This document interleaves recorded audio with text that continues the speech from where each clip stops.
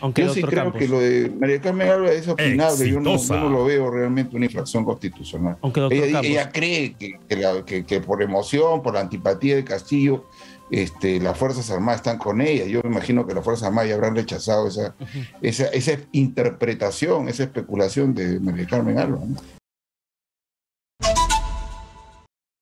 Congresista Patricia Juárez, porque ellos han aprobado por mayoría el dictamen para el retorno a la bicameralidad. Señor Campos, ¿cómo está? Buenas noches y bienvenido.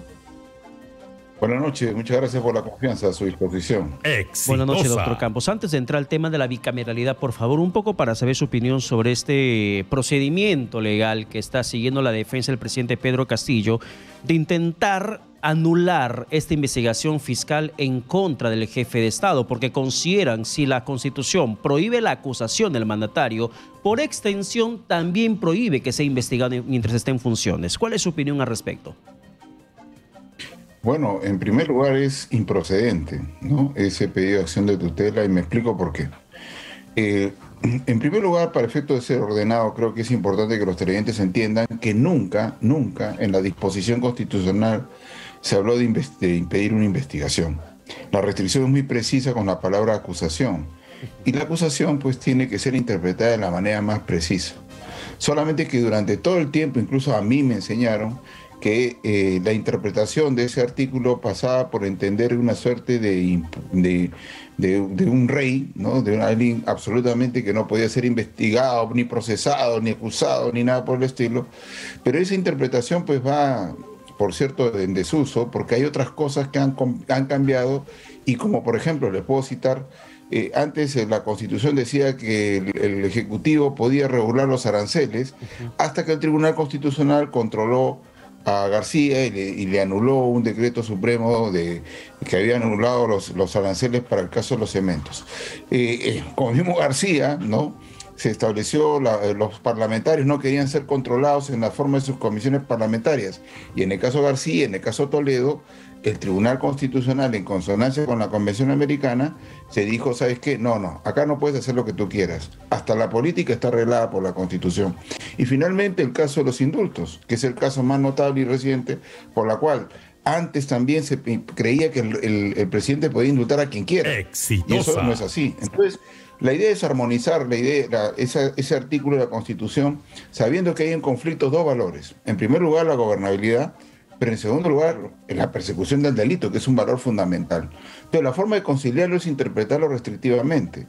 Y nunca, insisto, nunca la restricción a investigar existió. Entonces, es comprensible que la investigación preliminar exista para obtener pruebas que se obtienen bien de dos maneras. Uno, conforme a la Constitución, sin ilegalidades, sin chuponeos, sin nada por el estilo. Y segundo, de manera oportuna. Y de ahí conservarlos, porque además hay que enfrentar una realidad. Yo lo investigo preliminarmente y no lo puedo acusar. Entonces, la única forma para efecto de conciliar y no hacer que el futuro proceso no sirva es obteniendo la prueba y conservándola.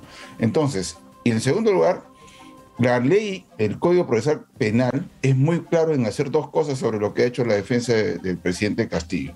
Lo primero, establece que cuando hay una resolución de acusación de contenido penal por parte del Congreso de la República, se activa la investigación preparatoria, con lo cual siempre se ha mantenido intacto la posibilidad de investigar preliminarmente, ¿no? La investigación preliminar es anterior a la preparatoria, se obtienen las pruebas, es el espacio de la detención preliminar, que es lo que está ocurriendo en este momento con Juan Silva, y todas esas situaciones ocurren. Y en segundo lugar, la tutela de derechos solo aparece cuando hay investigación preparatoria.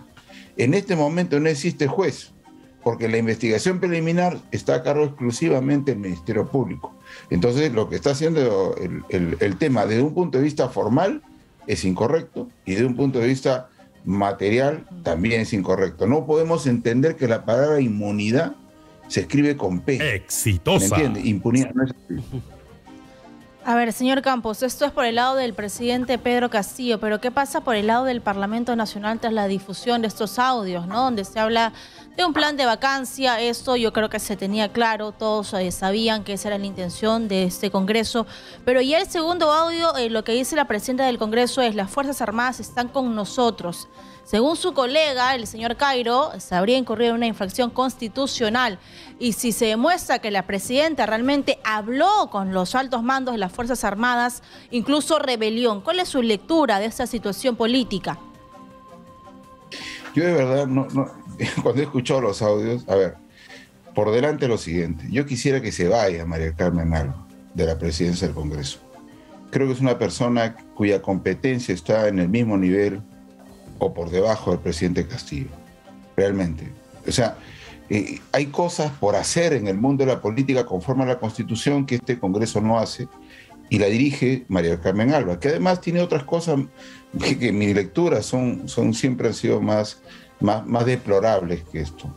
Lo que yo escucho es, en primer lugar, una discusión sobre qué corresponde en el primer audio, si va a haber una elección general o una elección solo de presidente, en la hipótesis que tuviera que salir la vacancia del presidente Castillo y la renuncia de Dina Boluarte. Es una discusión que ha existido.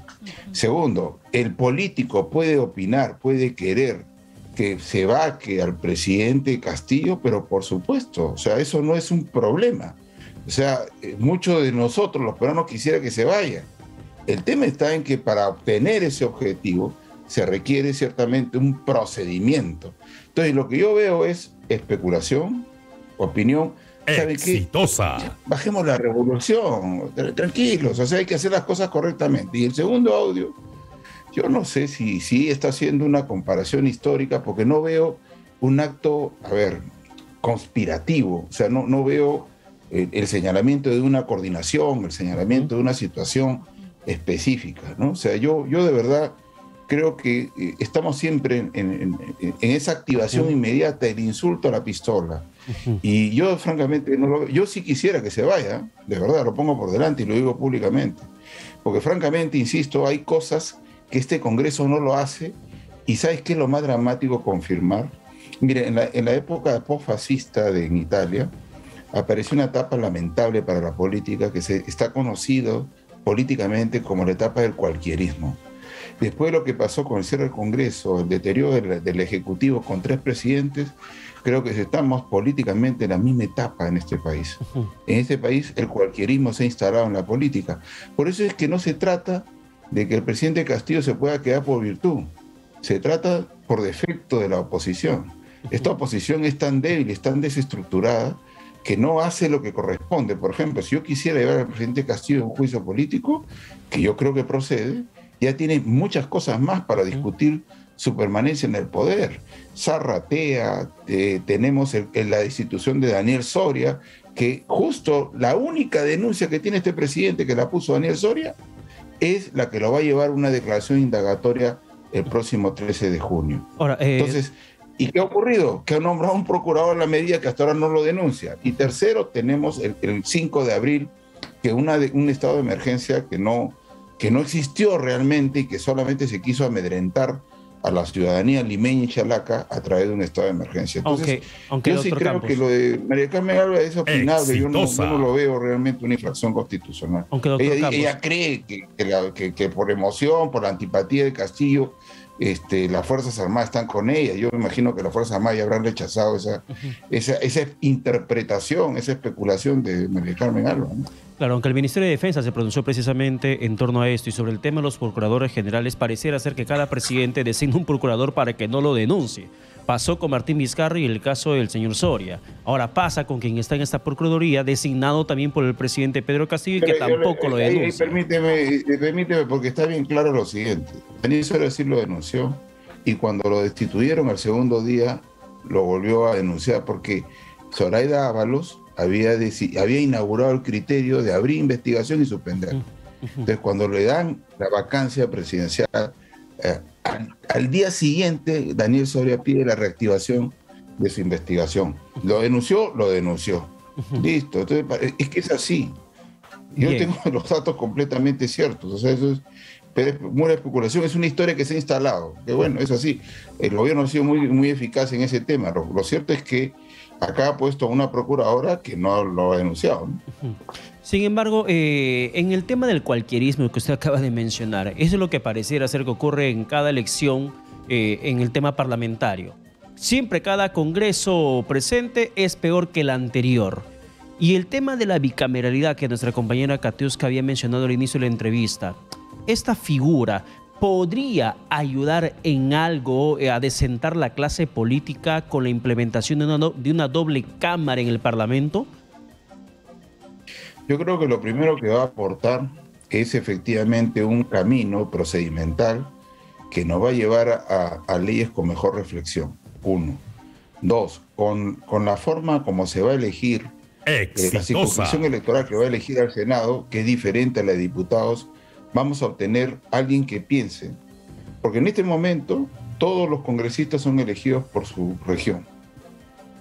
Ese congresista está pensando cada vez que actúa políticamente en cómo no se pelea con su... Bueno, ahorita no, porque ahorita está esa prohibición absurda de la reelección de congresistas que no se entiende y no se comprende por qué no es así aquí y en otros lugares del mundo. O sea, en las democracias serias, la reelección de los congresistas está permitida y es alentada incluso porque va sedimentando experiencia. La realidad de este Congreso evidencia precisamente los límites de este tema.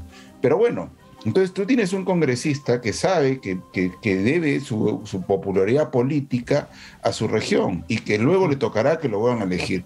Entonces está pensando en acciones que no choque con su región. Para eso se elige un Senado, primero con gente con una edad mayor, con mejor experiencia, etcétera, pero sobre todo que lo elige todo el país.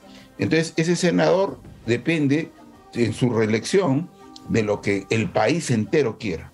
Entonces ya no está pensando en lo que si le molesta a los arequipeños, que le molesta al tacneño, que le molesta al trujillano, etcétera. Entonces las reflexiones se enriquecen desde un punto de vista, pero el problema está, y efectivamente tengo que coincidir con usted, que el problema está en que nosotros estamos viviendo hace muchos años un deterioro progresivo, pero que creo que nunca ha tenido un precedente como lo que ha hecho cuando ocurrió lo que hizo Martín Vizcarra con ese inconstitucional cierre del Congreso. El deterioro es progresivo porque el problema comienza, en mi lectura, en los 90, cuando Fujimori hace una tarea destructora y desinstitucionalidad de la política en general. O sea, el ataque antipartido, como funcionó, o sea, todo el mundo se comenzó a alzar la bandera independiente y eso nos ha seguido hasta ahora. Y los partidos no son partidos, son plataformas electorales donde se junta perro, pericote y gato, Señor Campos, pero sin San Martín. Entonces ese es un problema. Justamente sobre eso, ¿no? Es lo que la gente siempre se cuestiona. Si esto prospera, porque esto ya fue aprobado en la Comisión de Constitución y todavía falta que sea aprobado en el Pleno del Congreso. ¿Quiénes son las personas que van a ingresar? Según esta propuesta serían 130 diputados y 60 senadores. ¿Qué partido político va a proponer a estos senadores y diputados antes de que esto sea aprobado? Pero también quiero preguntarle, en el 2018, mediante un referéndum, la gente le dijo que no. A pesar de eso, ¿podría aprobarse dentro del Congreso cuando hace 4 años la gente dijo no queremos una bicameralidad, 2 cámaras dentro del Parlamento? Es que en ese proyecto Martín Vizcarra le puso el proyecto y le puso su trampa, ¿no? En primer lugar, él descartó apoyar la asamblea con la bicameralidad, porque en medio de esos artículos le puso que en la Constitución debería estar la paridad al momento de elegir los miembros del Congreso y del Senado, ¿no? Del Senado y del diputado. Eso es absurdo. Las acciones afirmativas no se ponen en Constitución por una simple razón. Cuando yo trato diferente a las personas para lograr igualdad, ¿no? Eso solo se sostiene hasta que ocurre la igualdad en el mundo de lo real. Entonces, cuando ya alcanza la igualdad que quiso esa acción afirmativa de obligar a que la mitad sea mujer y mitad sean hombres, cuando ya no existe el sentido de hacer así las cosas, en ese momento se vuelve discriminatorio. Y es por esa razón que esas normas nunca se ponen en la Constitución. Entonces, pero él agarró eso como pretexto para efectos de no apoyar la bicameralidad. Primer tema. Segundo tema. Ese es justo el problema de los referéndums. Por eso las democracias constitucionales no les gusta los referéndums. Ese referéndum lo puso precisamente Alberto Fujimori en los 90 para saltar la institucionalidad democrática y evitar el diálogo. Cuando el Congreso no le aprobaba algo, podía siempre tener el camino del referéndum. Pero claro, como siempre tuvo un Congreso adepto a él, entonces no tenía esa necesidad. Pero es el camino. A través de los referéndums me salto la institucionalidad. ¿Y qué ocurrió? Yo hasta ahora le pregunto a usted y a nuestro amigo que nos acompaña, ¿qué aprendió el peruano en ese referéndum? ¿Aprendió los temas? No. ¿Sabe qué aprendió? Sí, sí, sí, no, sí. Y ese es el problema de atender y refugiar esa idea que es aparentemente democrática en los referéndums. Esos son plebiscitos. Las democracias plebiscitarias siempre le funcionan al autoritario.